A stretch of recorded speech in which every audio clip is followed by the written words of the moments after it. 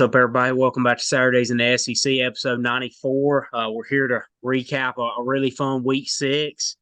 We talked about going into the weekend last weekend about how these were, we had two really critical games in both divisions.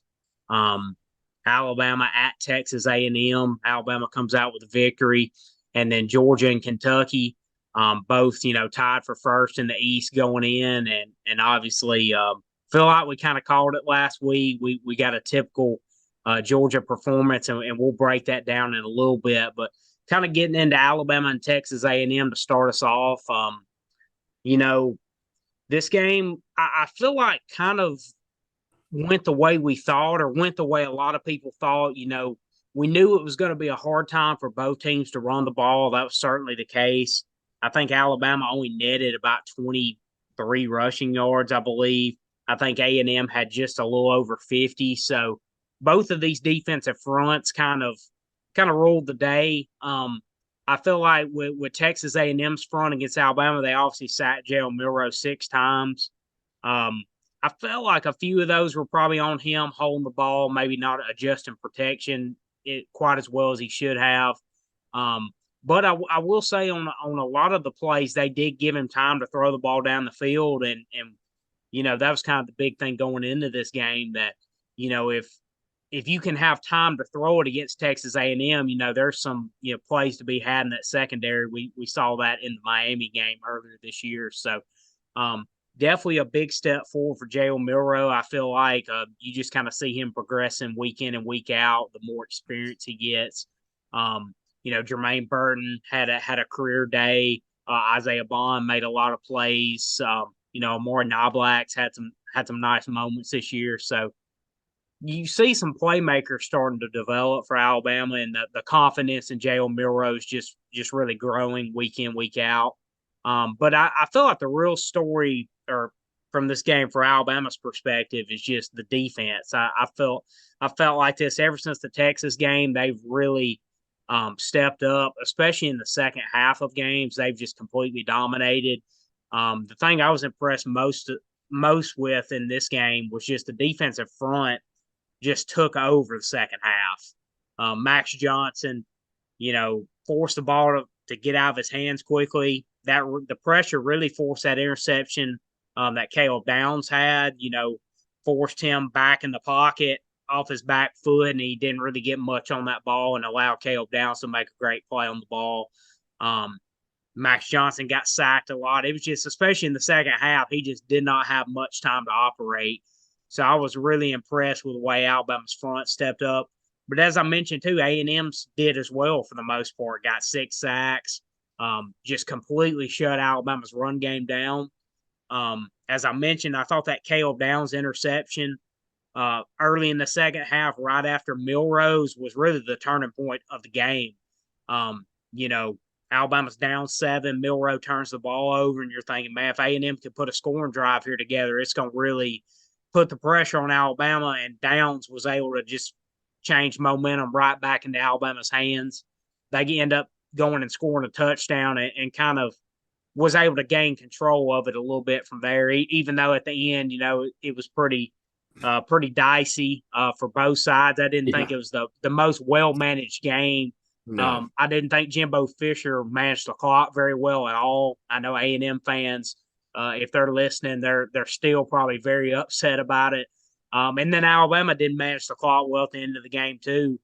McClellan, bobbles it, gets the first down, and then, we throw it out in the flat, and spike it at the guy's feet, and stop the clock. I know what they were trying to do. They were trying to run a run play, not give them time to review it, but that's a play you just got to hand the ball off or just knee on it quick. So that I was like, well, I don't know why we're not kneeing on the ball, but it just wasn't. It wasn't managed very well on both sides, but it's definitely a big, learning lesson going forward. And I feel like this Alabama team, that was a spot where A&M needed to get them. I mean, you can kind of feel like the team's gaining momentum. So it's like you kind of want to get them now because you see the trajectory they're headed on, especially the way the defense is playing. But all in all, it was a really good road win for Alabama. Some missed opportunities for A&M, and one they kind of wish they had back. But all in all, I feel like the game, lived up kind of to what we expected it to be. Yeah, absolutely. I mean, Jalen Milroe had a career day, 321 yards. Honestly, could have had a couple more. There was a couple drop passes in the game, but nothing too crazy that cost him or anything. That was the main thing I was going to say about A&M is just Jimbo's clock management. Man, he kind of hurt him in multiple situations with his clock management, but neither team could run the football. You knew that Alabama was going to have to go and win through the air in this game. And I felt like that was a lot of the question marks going into this game around the country was, is Jalen Milroe going to be able to step up to the calling and be able to win this game through the air? And he did just that. Like I said, had a career day, didn't fold under pressure. He made one really bad throw when that got intercepted. The safety bit down on it and intercepted him, and then tried to do the same thing a couple plays later, a couple drives later, and he ended up hitting a deep ball over the top. So he looked really good all in all. He was really composed. He didn't let it, he didn't let one thing compile into another thing. But Bama's got to be able to run the ball a lot better. The offensive line, in my opinion, looked a lot better. They picked up pressures a little bit, but we knew that A&M was going to get to the quarterback at times. We talked about that last week. That's their strength on defense is getting and disrupting the quarterback. But all in all, man, Alabama, they definitely took some strides from where they were 3 weeks ago playing against Texas. And if if they played against Texas again, not saying they'd win, but it would be a much different ball game for sure. I feel like Milroe settled down a little bit. He's kind of taking control of this offense, and he's not forcing things anymore. He's taking what they're giving him. He took a bunch of underneath routes. There was a bunch of stuff open underneath as well in this against this A&M defense. So I was pleased with how well they played and how much better that they're getting for sure. But kind of baffled me they weren't able to run the ball as well as I thought they would because that's been Bama's bread and butter ever since Saban's been there.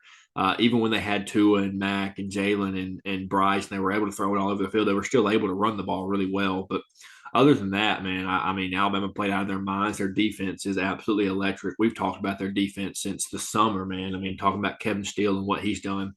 I mean, you got to think what he's done with the same guys that Pete Golding has is absolutely insane.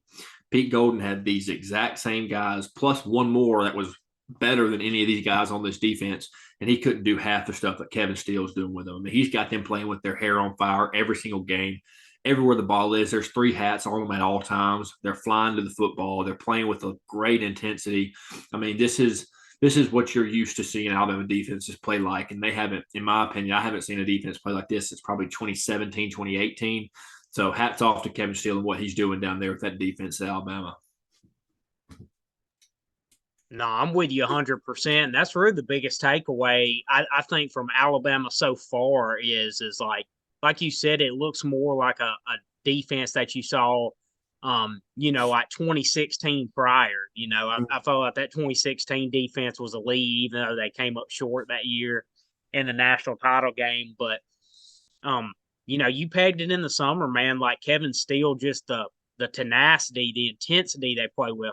They tackle a lot better than they have the last several years. You don't see, yeah, and I know the Texas game was a little rough, but you don't see nearly as many busts in the Right. secondary. I feel like mental errors. The front, man, they're just a lot more aggressive, I feel like, and they're attacking other teams rather than being on their heels and other teams kind of attacking them. They're kind of imposing their will. And I'm really impressed with how the interior of the defensive line stepped up. We know how good, a Dallas Turner and Chris Broswell are and like Will Anderson a year ago, but the interior, like Tim Keenan, Jaheim Otis, and Justin Aboigbe and Tim Smith, like those guys have really stepped up the last several weeks. I feel like since that Texas game and made some big strides forward because not only were the edges getting pressure, but the pocket was getting collapsed, and he was having to, he was really having to backpedal in the pocket. He wasn't really able to escape, to his left or right because you've got those two edge rushers, but the pocket was really pushing him back and made him throw it low on the interception and then also force a couple incompletions as well, or forced a low throw and made the receiver kind of have to stop in his tracks and allow guys to get to the football. So Yeah. I mean, you nailed it, man. I mean, I'm so impressed with what Kevin Steele's done, and really the second half adjustments. As I said, the last four games they haven't allowed more than 7 points in the second half. So they've been just outstanding after halftime. Um, I love what he's done, but it's just really the mentality as much as anything. Like, man, like, you always said like how Kevin Steele was at Auburn. He's been at LSU before, but like how he would get guys in the right frame of mind, like ready to play, like get the most out of what he has. And I feel like he's doing that again. Um, and I've talked a little bit about it earlier, but the play Caleb Downs makes, that's just not a play that you see a freshman make Yeah. that often. And to hear what Kevin Steele said about him, like early on in this season and through the preseason, he was like, this is a guy you see like once every 40 years. I mean, you're talking about a guy that's coached for what, 20 plus years in the SEC, or Coach Carlos Davis, who's a dominant DB in the NFL and was dominant at Auburn, and he's light years better than him. He's a freshman. yeah, I mean, it's just like when you kind of hear those comments out of a guy who's coached, been around that much and has that much coaching experience, it really says volumes about him. So I've been super impressed the way he's played as well. But yeah, I just love what I'm seeing out of Kevin Steele's defense, and a lot of people that were critical of this hire, I think before, are kind of eating their words now. Like, man, Yeah. this Kevin Steele can get his guys to play, to the best of their capabilities, and have guys in the right frame of mind to play for Yeah, sure. everybody who wanted Pruitt over him, they're all eating their words now. And I told them 6 months ago they were going to be thrilled with this hire. The only negative thing you can say about Alabama this week, I mean, obviously there's always negative things to say you want to get better, but the biggest thing that they've got to get better at is penalties, man. They had 9 pre-snap penalties. I know it was on the road. I know it was insanely loud there. It's 108,000 plus fans, probably the loudest Kyle Field's ever been, at least, especially in the last 5, 6 years. I mean, that stadium was absolutely rocking because A&M was in it the whole time. I mean, this was a fantastic game. This was potentially deciding the West this year. So those fans were into it. I know it was loud, but the pre-snap penalties is what's crazy. I mean, if you take away the pre-snap penalties, they have 5 penalties for like 40-something yards. Not terrible. I mean, that you can deal with that. But the fact that Alabama had 14 penalties and still was able to win this game and had a turnover, like they're coming into their own and they're going to be fine towards the end of the year, but they've got to cut those pre-snap penalties out because those are drive killers for sure. There's probably 2 drives I can recall that they should have punched it in the end zone. They had to end up that hurting them backing away or backing up because of pre-snap penalties. There was two penalties, false starts on the same drive, like back-to-back plays or 2 out of the 3 plays. So if they can cut those out, they're going to be even better, and they're going to be able to extend drives and control the clock a little more. But those pre-snap penalties, man, they were killing them. Other than that, though, Bama played out of their minds.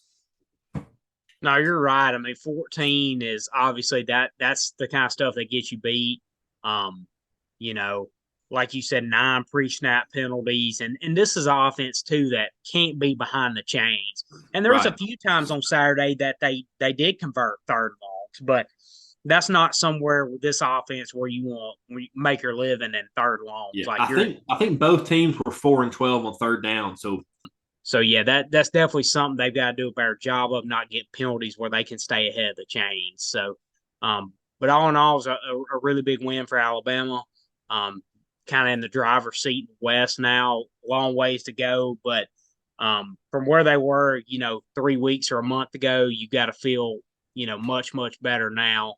Um, to kind of where you're trending and kind of how you've improved in this last 4 week stretch. So you return home for 3 straight home games now, which is big. This part of the schedule. So want to see kind of how they continue to trend going forward. But I guess kind of getting into the other big game now in the SEC with Georgia and Kentucky. I feel like we had it pegged last week. I mean, this just felt like a prime spot for Georgia to play their best game of the season. Mhm. They're coming off the game in Auburn where, didn't play as well as you would expect. And we were kind of on it, felt like that that Auburn would be able to play them close, and they did. But I think a lot of people have been down on Georgia, as far as their slow starts, and that was a couple weeks in a row they hadn't really hit, on all cylinders what you expect. But for whatever reason, this matchup, with Kentucky has just been very favorable for Georgia the last several years. It just feels like Kentucky's strength plays right into Georgia's strength, and we know Georgia has more talent than Kentucky does, and this just felt like an area that Kentucky's coming off the huge win against Florida and the fashion that they did it, and then Georgia looked a little bit shakier than you would expect. So people were thinking, oh man, Georgia's going to be on the upset alert, but Kentucky was just not able to. They're not going to win the same way against Georgia that they did against Florida. Like we kind of knew that wasn't going to happen, and I just wasn't super confident in Devin Leary, beating them through the air for 4 quarters. I didn't see it. I just felt like this was the right time for Georgia to kind of, and the proper matchup for them to really play their best game of the season so far, and they did that. I thought Carson Beck was tremendous again. I mean, I think he threw for close to 400 yards. Brock Bowers continues to be an absolute nightmare for everybody that he plays.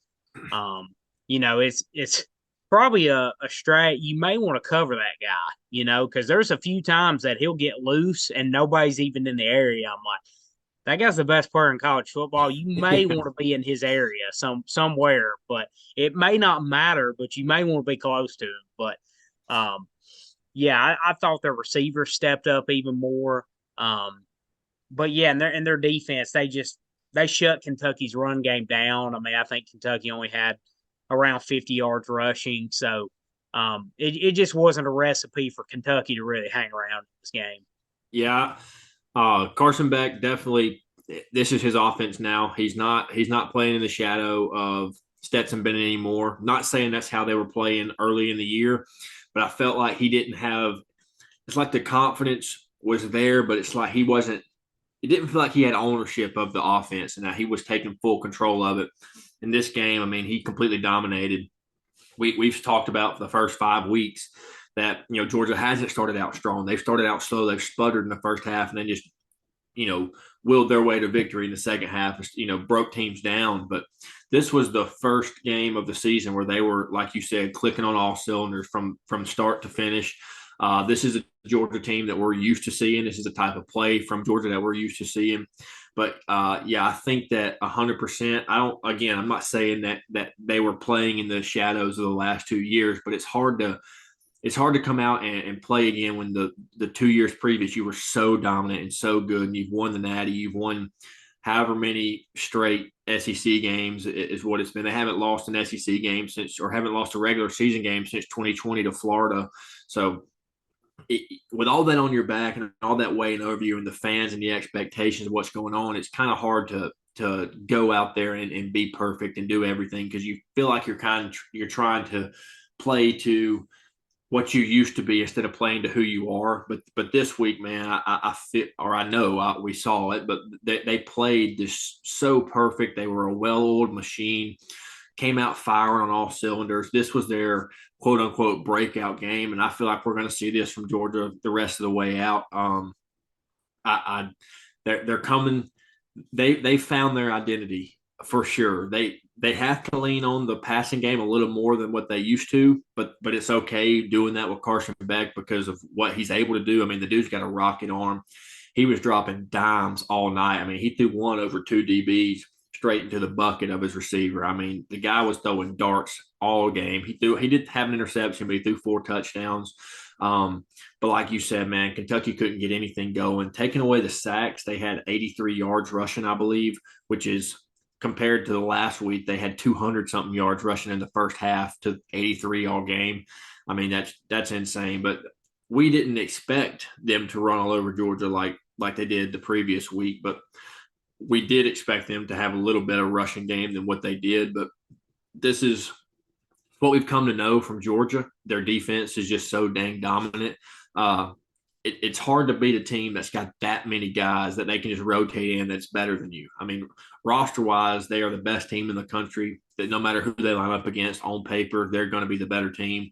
But when they come out and they play like this, flawless, I mean, pretty much no mistakes. I mean, it's hard to beat a team like this when they've just got 35 guys that are better than your 35 that you're rolling out there and that you're rotating in. So props to Kirby Smart getting his guys ready to roll because they dominated this game from start to finish, and there was no question about it. This was their quote unquote statement game of the year. And so I'm ready to see what they do the rest of the way out.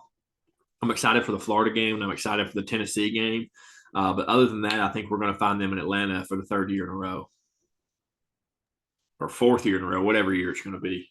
Yeah, I mean they're really coming into their own too, and that's the thing too. If you can get through that first month and even though you're not clicking, but you're still winning games, all you're doing is buying yourself more time to really get rolling. And they obviously first half against South Carolina didn't go very well, but they came out, played a much better second half, ended up winning that game. The Auburn game shaky for a while. They end up finding a way to win. So it's like even though they weren't clicking, they're still finding ways, to win games and buying themselves more time to really get rolling the second half of the season. And I really just feel like this game was just the start of that, honestly. I mean, I think they're in a great position. I think their schedule is pretty favorable down the stretch. I mean, they got a tough game at Tennessee. They got Ole Miss on the schedule late. They got the Florida game, as you mentioned, still. So some tough challenges ahead, but overall, I feel like this is a team that's going to keep peaking at the right time. And I think their best football is still ahead of them this year. So They had 33 first downs this week. 33 first downs. Some people don't get that in 3 weeks. They got it in yeah, one game. yeah, it was really a clinic offensively for them. And as you mentioned, kind of like the rest of the team, but Carson Betts coming into his own and thought he played a outstanding game. Had the one mistake on the interception, but I mean he was pretty much flawless for the most part, and very Stetson Bennett like, to be honest with you. I mean he's just playing within the framework of the offense, getting the ball to his playmakers. I mean they're extremely balanced offense, and even though they really weren't this week, they threw it for a lot more. They didn't run it a ton really or for much yardage, but we know they're extremely well balanced. And yeah, he just kind of delivering the ball on time, on target, making good decisions, and kind of letting his playmakers do the work for him. And think he's done an outstanding job so far, and I think he'll only continue to grow and get better as the year goes on. They had 4 receivers with 4 or more catches, and 3 of them went for 60 or more. You had Ra Thomas went 65 for 63. Rosemary Jack Saint went 4 for 99, and Brock Bowers was 7 for 132, and all 3 of those guys had a touchdown. I mean, that is insane. You got 4 guys going over 60 in receiving yards and 5 or more catches. That is just unstoppable. Like that's PlayStation type stats right there, dude. Yeah, I feel like a lot of the receivers are kind of coming into their own too, and you're seeing some other guys, like guys that we know are really good, like Ra Thomas and uh, Rosemary Jack Saint, who's been there. And I feel like you're seeing some guys really kind of find their own and emerging to kind of take some of that load off Brock Bowers because they've really leaned on him, early this year. And I mean, for good reason. I mean, Yeah. I would expect that to continue, but you still want, other guys to step up alongside him and kind of help carry that load. And I think you're starting to see that more and more, as we get deeper into the season. So I Yeah, think and Georgia's in a great spot. Bulldog Nation was holding their breath when Brock Bowers went to the injury tent, man. I mean, he was out for a drive, I believe, because he had to go to the injury tent. And I believe he missed the drive and then ended up coming back. He was perfectly fine. I believe he scored a touchdown or had a couple more catches after he came out of the injury tent. But when a guy like that goes down, the whole entire fan base holds their breath because if that guy goes down, your whole entire offensive scheme is changed 1,000%. Yeah, that will be a huge blow. Obviously, I mean, like you said, that's the whole focal point of the offense, and I mean, he's as like he's the definition of a difference maker. I mean, he's like a mismatch nightmare, as we've said since his freshman year. Um, and I'm gonna be honest too. I do want to ask you a question. So when we were doing our previews leading into the 2021 season, um, I think Georgia had some tight end injuries. Leading in, I can't remember who they were playing um, that year. I cannot remember who their kickoff game was. It was a big game though, and we talked about, or you mentioned, hey, I've heard a lot of good things about this Brock Bowers guy, but you couldn't have known he was this good, could you? No. Because when you heard him, I was like, Brock Bowers, we kind of heard about him before his freshman year even kicked off, but I don't know about you, but I don't think you could imagine it being this good, though. No, I mean, he could have half the stats he had, and I'd be like, I was right. He's a really good player. But yeah, I mean, he's just making me sound really smart because, yeah, I remember that. But going into his freshman year, we talked about him a couple weeks in a row, and then flash onto the scene. He's played 2 years, won two SEC championships or two national championships and one SEC championship. I mean, picture this. This dude could play 3 years of college football and have three national championship rings. I don't know that there's been a player in college football history that's done that. Like, not an offensive lineman, not a DB, not nobody. And this guy's the focal point of their offense, has been for 3 years.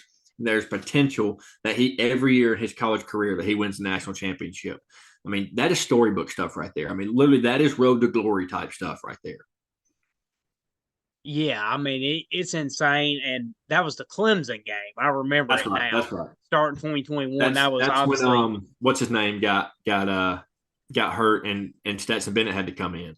yeah, JT Daniels. Yeah. Daniels, Now yeah, he's at Rice. So, right. so yeah, that's crazy. I knew it was somebody big. I remember it was a huge game leading up to it. I think it was Um, 10-7 was the final. yeah, and that was our first year doing this podcast too. So Georgia fans ought to love us because both years we've done this podcast, they're national champions. So they ought to keep listening to this, keep it going. So, but yeah, that was a huge win. Obviously, kicked off championship run for Georgia. But yeah, I couldn't ever imagine Brock Bowers being this good coming in. I mean, this guy's gonna go down as The one of best the tight end in great. college football history, no doubt about it. He's breaking every record this year, or he's going to break every tight end record in college football this year.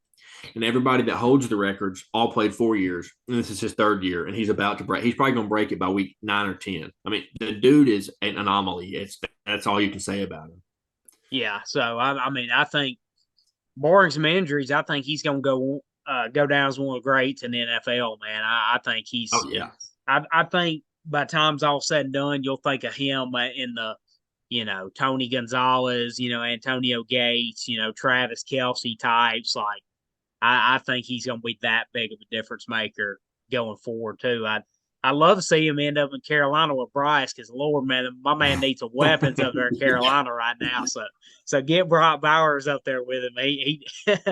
He needs some better targets to throw to, and needs a better offensive line too. That's imagine if for he ends up in Houston with C.J. Stroud though. man. I'm liking this Houston team, man. They're really good. I'm a big D'Amico Ryans fan. Obviously, he played at Alabama, and Will Anderson's there, Henry To'oTo'o's there, and so I'm Christian Harris. So I like to watch the Texans a lot, but I think they've got a good thing going there. Stroud has played extremely Yeah. well so far early on, and he's got some.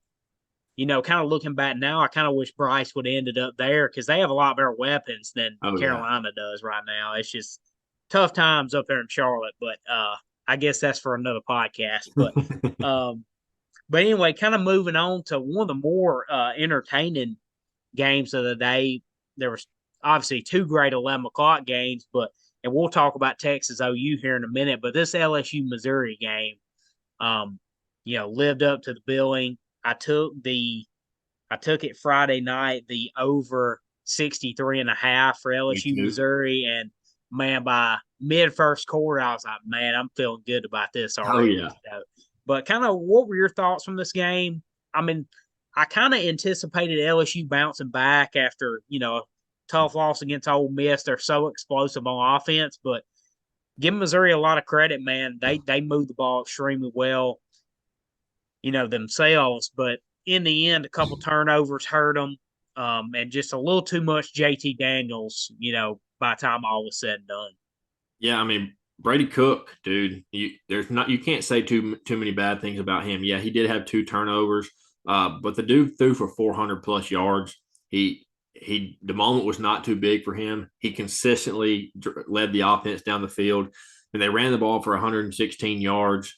Actually, they ran the ball for 123 yards, but you take the sack yards away, they ran it for 116. But yeah, he threw it for 411, had two passing touchdowns. There was three rushing touchdowns for Missouri in the game, and by about halftime, or right after halftime, I thought Missouri was going to find a way to win this game. I really did. But then, like you said, just too much Jaden Daniels in the back half. They just ended up wearing them down, and Missouri made too many mistakes, lost the turnover battle, and so it ended up giving LSU, the things they needed to win the game. If Missouri doesn't turn the ball over as often as they did, though, they potentially could have walked away with a win in this game. I did think LSU was going to win this game going into it. If you took the spread, it hit, but they did end up winning by 10. They had a late touchdown to put it over a double-digit win. But yeah, Jaden Daniels again just playing lights out. He's still, like I said, he's probably leads the country in getting absolutely rocked by a quarterback. The dude's got to learn to get down and protect himself. He's if he doesn't get hurt this year, it's a crazy it would blow my mind if he doesn't get hurt this year. I'm not saying I want him to get hurt, but the way he plays, he doesn't protect himself well enough. He's leaving himself to get injured for sure. But the dude is electric. He's an electric ball player. They were about as balanced as you could be. 260 passing yards, 274 rushing yards, two touchdowns on the ground, three touchdowns through the air. And then they had, like I said, two picks.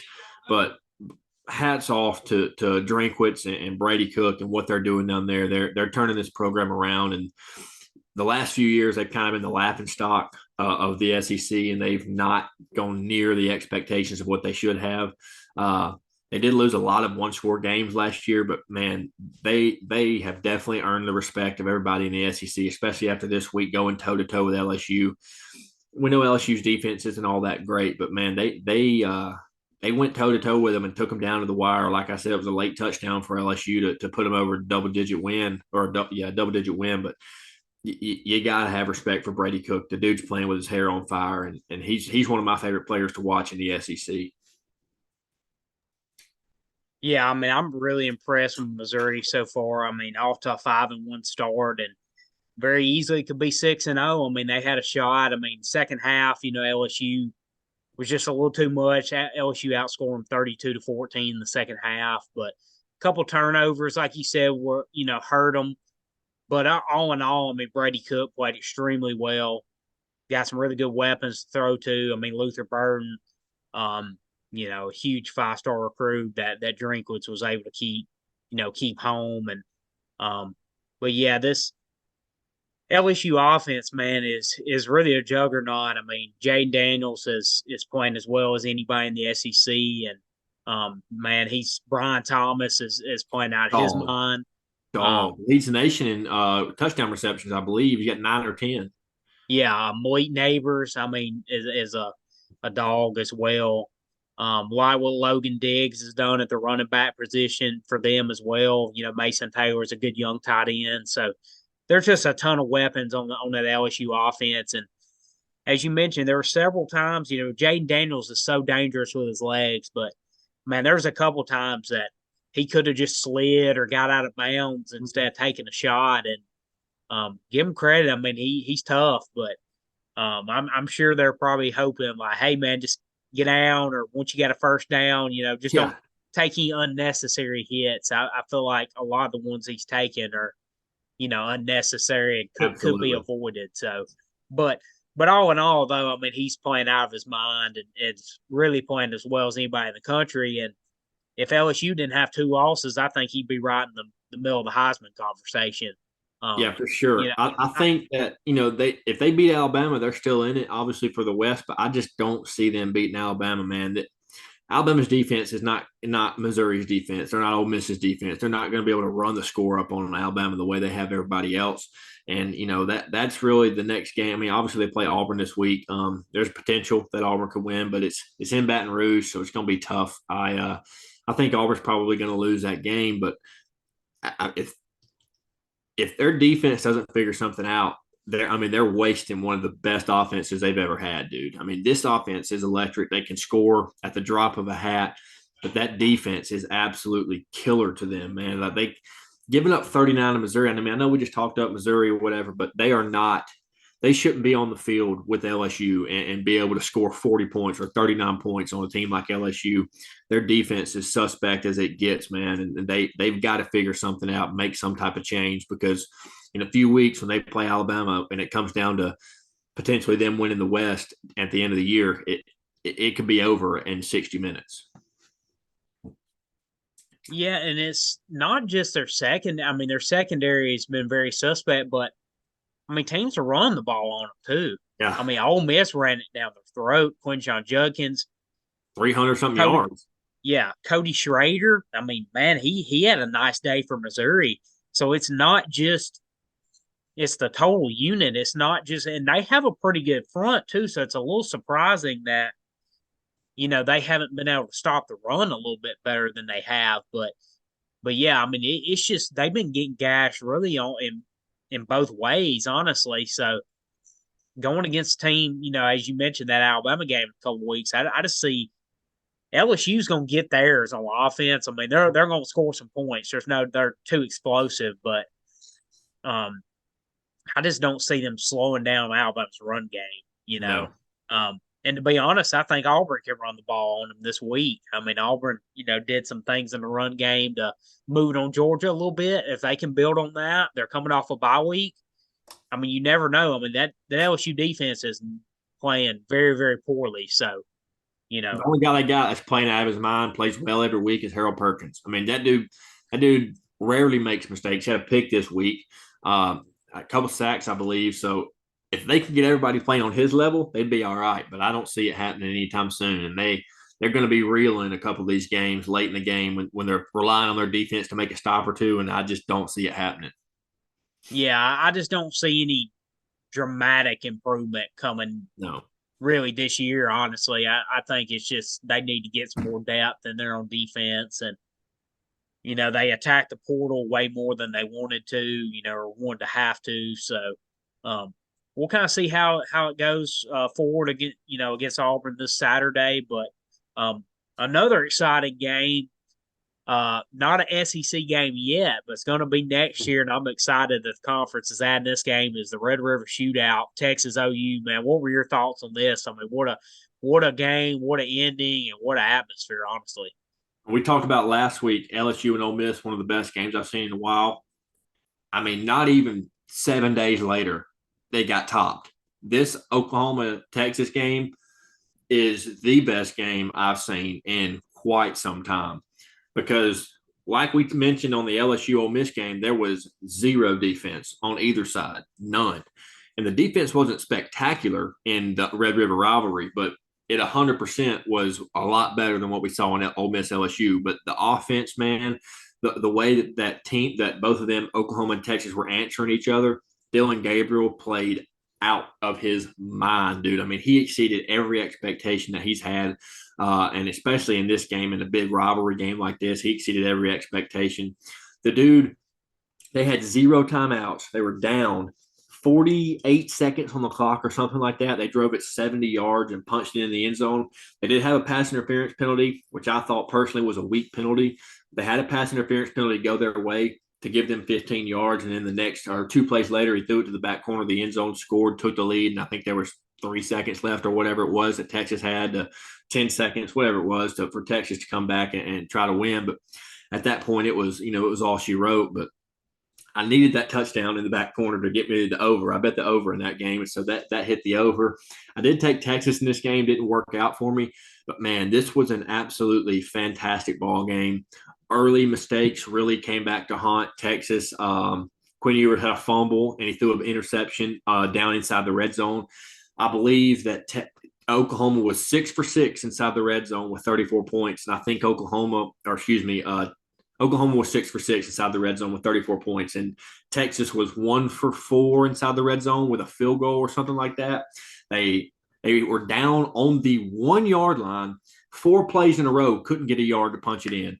That really hurt them. That was three or four drives before the game ended. I think that was 3 drives before the game ended. They were on the one to punch it in and take the lead. They couldn't get it, ended up turning it over. Early in the game, they had a pick they were on the 10-yard line. Quinn Ewers kind of threw it off his back foot.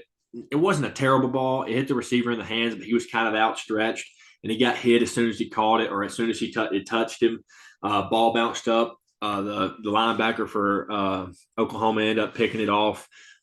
So that was another turnover on them. Then I think 2 drives later, Quinn Ewers fumbled the ball. Oklahoma recovered. So it was just a bunch of mishaps early on in the game, came back to bite Texas in the rear end at the end of the game. But, man, something you got to hang your hat on if you're going to be a team that competes in the SEC it competes for the national championship is being able to bully your guys up front and get at least a yard, especially when it means a touchdown.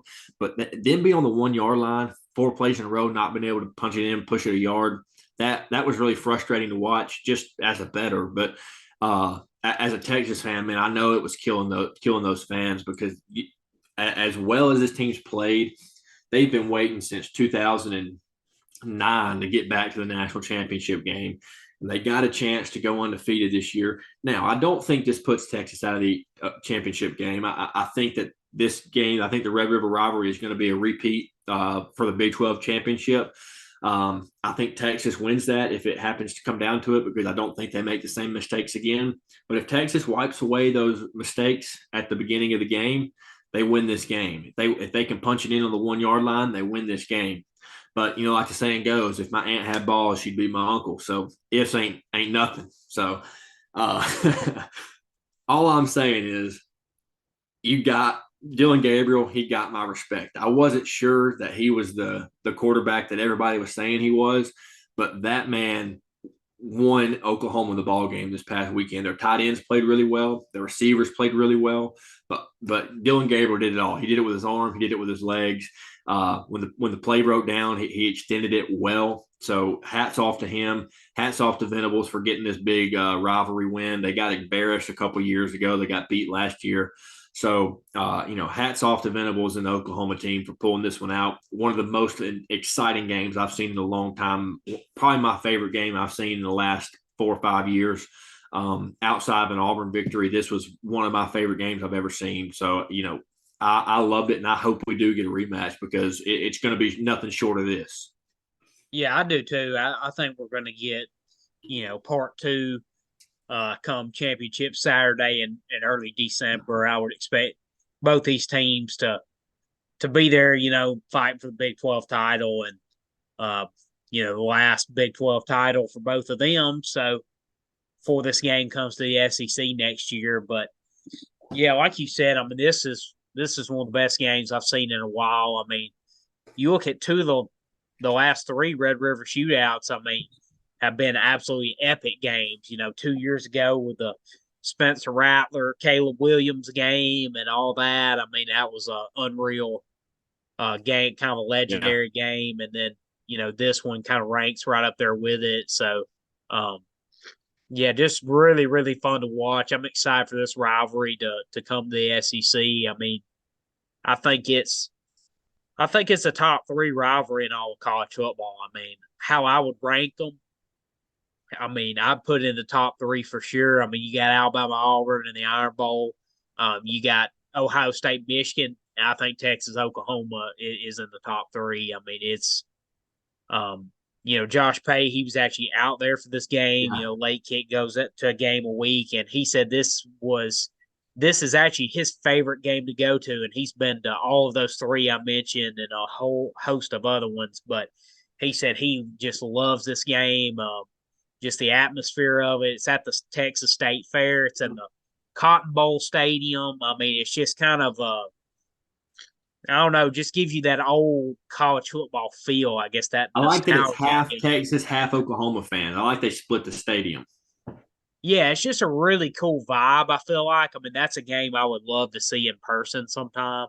But yeah, I think it's right up there with the best rivalries in college football. So, um, another epic game. I think we're going to continue to get epic games between them as we move forward. But yeah, Brent Venables had his team ready to play. I mean, they were intense. They were locked in from snap one, and um, they executed a little bit better than Texas did. You mentioned Texas had a few mistakes that were costly for them, but um, the one good thing for them is that win against Alabama. It does allow you a little bit of wiggle room. Allows you a game like this. It doesn't knock you out at anything. Even though you would have loved to have had it, but all their goals are still ahead of them. I mean, probably unlikely you're going undefeated anyway. So, it gives you a little chance to regroup. I mean, Oklahoma is now vaulted into the top five, and they're probably going to be there the rest of the way because I don't think their schedule is really too difficult. It's pretty favorable the rest of the way. So, this was really the big, hurdle for them. So, um, like you mentioned, I think both these teams are going to be right there in Dallas fighting for the Big 12 title and potentially a playoff spot on the line. So I think I think we're going to get another edition of this year. If Oklahoma ends up winning out, going undefeated, and Texas ends up winning out, only having one loss to Oklahoma, they meet in the Big 12 championship. Texas beats Oklahoma. Do both of these teams get in the playoff? I think so. Yeah, that's really the fascinating thing, man. Is It will be just like Alabama, Georgia 2 years ago or 3 years ago. yeah, I mean, that's why this is going to be fascinating year, man. I mean, I know a lot of talks on the 12-team playoff next year and things of that nature, but I think we're in for an epic next 2 months. I mean, you've got there's so many teams that are still in this, and Got even three teams that teams are in the ACC that are undefeated: Texas, Oklahoma, Bama, Oregon, USC, which who almost lost this weekend. I mean, that's 7 teams I just named that are all 100% in the hunt. yeah, I And mean, Washington. yeah, it's going to be unreal. I mean, you mentioned quite a few Pac-12 teams undefeated, several ACC teams still undefeated, three Big Ten teams still undefeated: Penn State, Yeah, Michigan, Ohio State. Yeah, Ohio State. Alabama's only got one loss. Georgia's only got one, or Georgia's undefeated. Excuse me. Um, I mean, there's multiple teams in each conference that are that. There's still. I mean, heck, even Ole Miss only got one loss. I mean, there's 12, 15 teams that, if it goes their way, are going to have a shot at it at least. So, um, yeah, that's what's going to be fascinating, man. Because there's probably going to be a couple Big Ten teams with one loss. Texas and OU say they have one loss apiece. Say Alabama, Georgia have one loss apiece. Let's just hypothetically say that. Like, how are you going to sort that out? I mean, it's going to be crazy.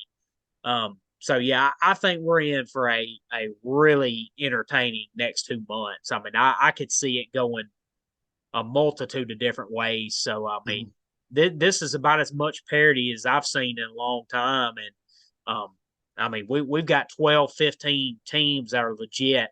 If things go their way and they get hot down the stretch, are going to have a real shot at making a 14 playoff. So stay tuned. It's going to get really, really interesting down the stretch. absolutely.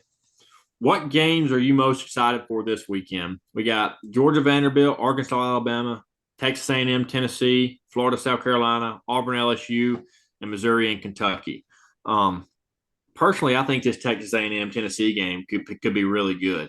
I think A&M is going to win. I think they're going to have a bounce back victory. I think they're going to get back on the right track, and I think that they might win by 2 scores just because their defense is so good and they're going to wreak havoc on Joe Milton in that backfield.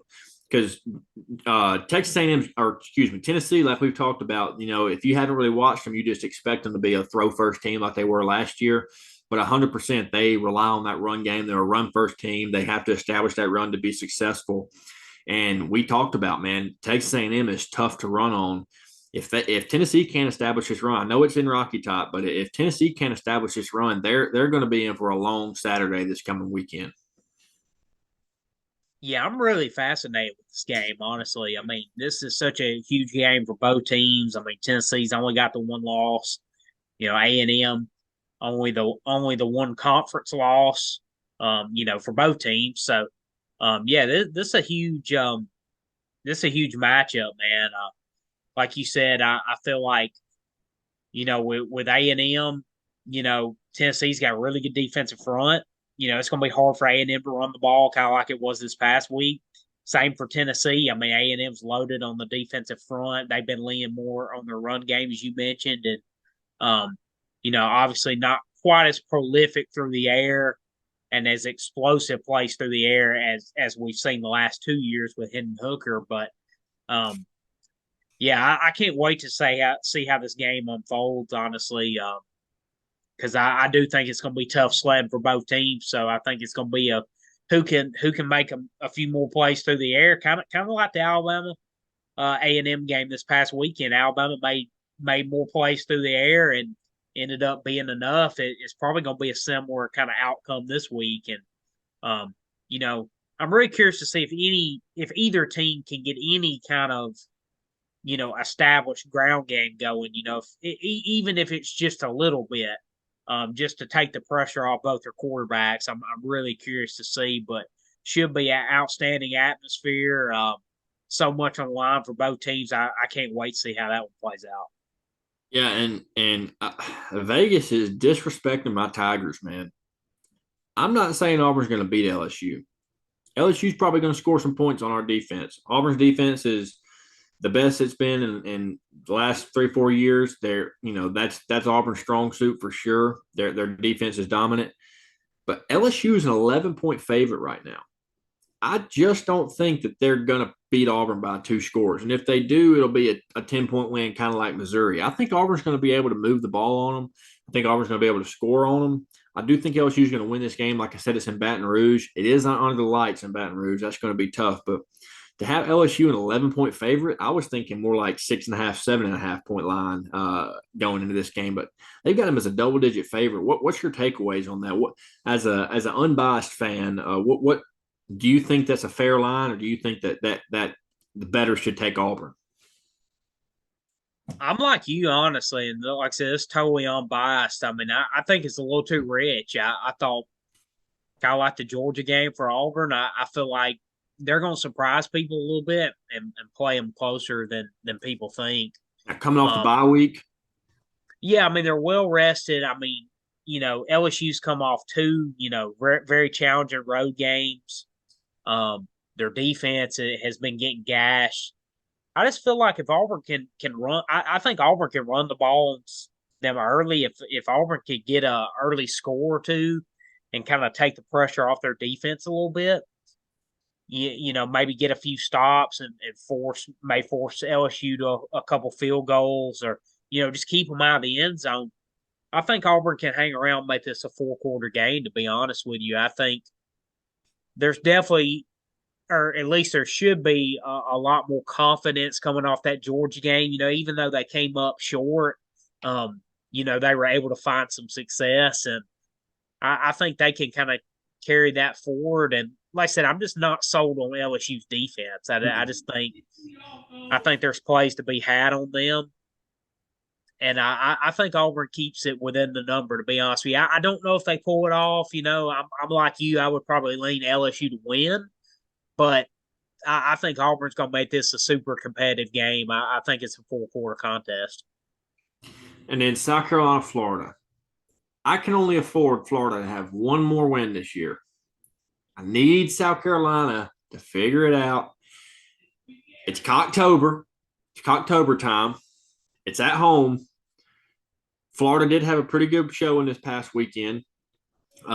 Did play Vandy, so it's not the same competition that they're going to play this coming weekend. I expect South Carolina to win. South Carolina's a 2-point favorite. I think that's about right. I think it's going to be a really close game. I think it's going to be, a slugfest. But if South Carolina, if their offensive line can hold up, just give Spencer Rattler just a half more second in the pocket than what they had the last few weeks. I think South Carolina finds a way to get this done this weekend. What about you? Yeah, I mean, I picked Florida to beat Kentucky. I actually picked them to, maybe beat Utah. But I'm just until I see it from them on the road, I don't think I can pick them anymore. Um, I'm like you. I think the line's about right, but at home, if this game was in Gainesville, I would probably lean Florida. But with it being in Columbia, with that October factor going on, I mean, I gotta lean South Carolina here. Um, Spencer Rattler, the way he's been playing at extremely high level, and as you mentioned, if their offensive line can give him just a little bit of time, there's plays to be had for them with their weapons on the outside. So, I yeah, feel with like this we being, consistently talk about their weapons, and their offensive line doesn't give them enough time to make the plays. They have some of the best weapons in the SEC. They're just not often shown because their quarterback's running for his life and doing everything he can just to extend the play to the best of his ability. I feel like the weapons, the skill guys are getting robbed of the performances, or the fans are getting robbed of the performances of the skill guys because the offensive line is so bad. no, I mean you're exactly right. I mean, Juice Wells and DeCarrion Joyner. Um, I mean they're loaded. Trey Knox. I mean they're loaded on the skill positions. So, um, yeah, I mean their offensive line's really kind of been their Achilles heel for the last several years, and but Spencer Rattler's still been able to make plays at a high level. I think against Florida, um, I think they should be able to give him a little bit more time.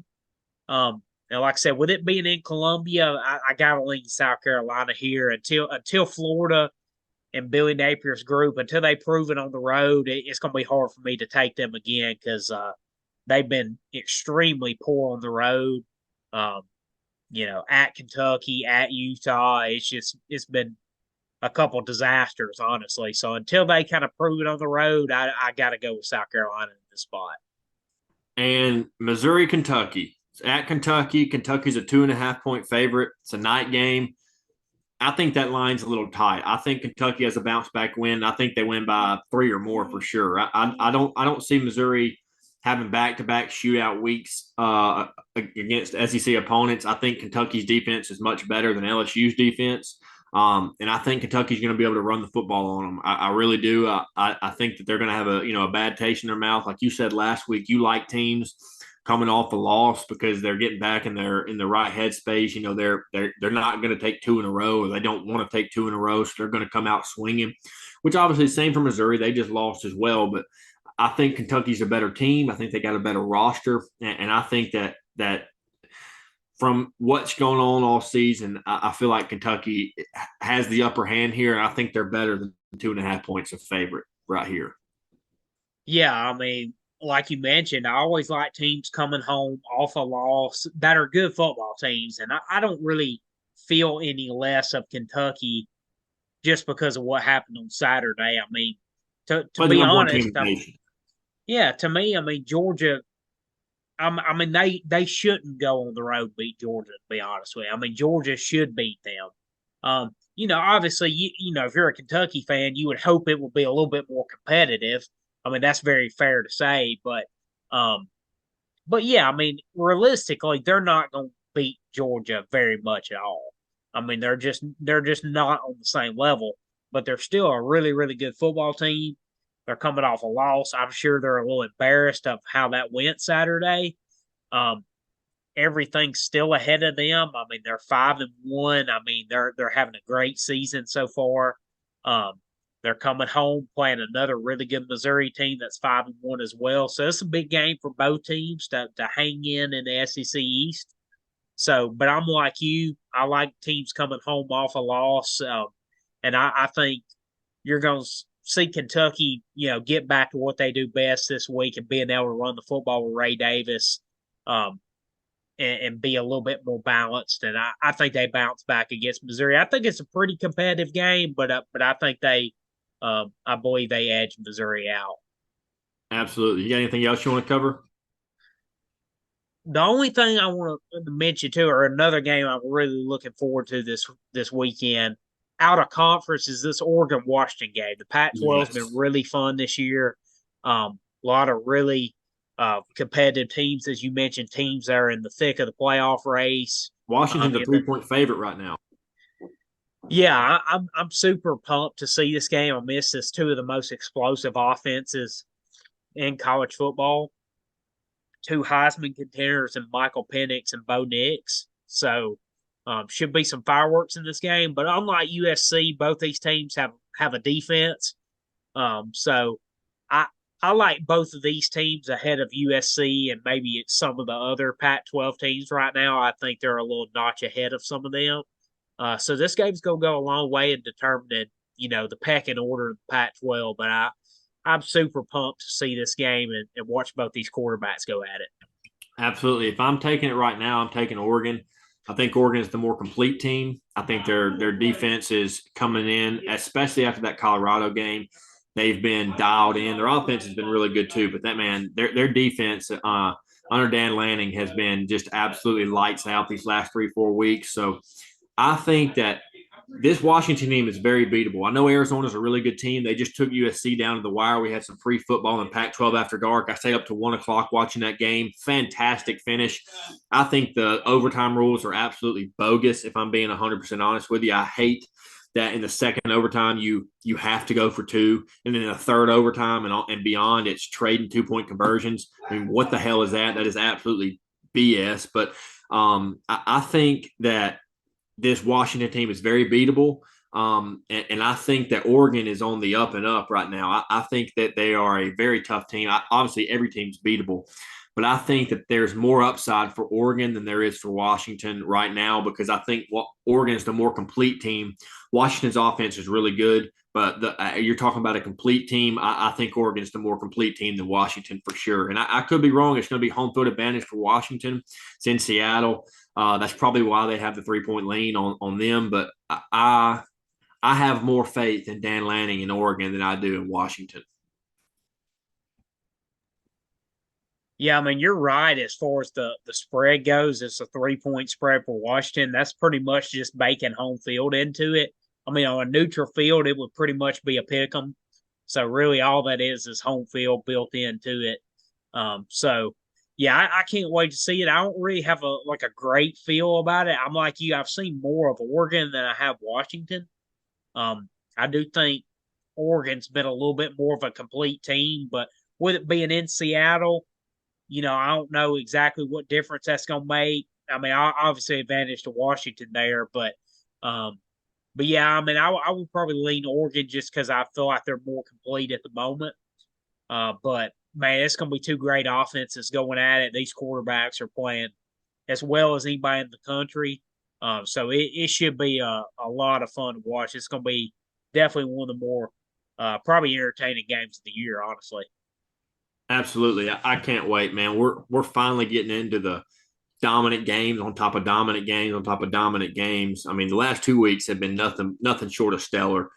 Week 5 and week 6 both had some fantastic games, one after another in our conference, out of our conference. I mean, we're in the heart of the season right now, and I wish it could be this time of year all year. I mean, 55 to 60 degrees outside in the mornings when you wake up. In the middle of the day, it only gets to about 70, 75. So it's warm, but not too warm. You got great games on all the time. Guys are battling it out for potential conference standings or conference championships at the end of the year. It's the best of the best are going at it week in, week out. I mean, this is obviously football season. College football season is the best time of the year, but man, week 5 through about week 9 is my all-time favorite. Other than the rivalry weekend, it's my favorite time of college football season for sure. Yeah, I mean, we're really getting in the heart of it right now. And as I said earlier, man, y'all stay tuned. Stay tuned into us, but stay tuned on Saturdays. I have a feeling we're in for an epic, next few months of this college football season. I think it's going to go down as one of the best we've ever had, or at least one of the best we can remember. So I think it's setting up to be crazy, exciting, whatever adjective you want to use. But we really appreciate everybody tuning in. Um, just ready to get back to Saturday, and hard to believe we're already going into week 7. I mean, I these know. weeks just get by so fast. But as we said before, we're really in the heart of things right now. We got a lot to look forward to these next few months. Absolutely. Thank you guys for tuning in.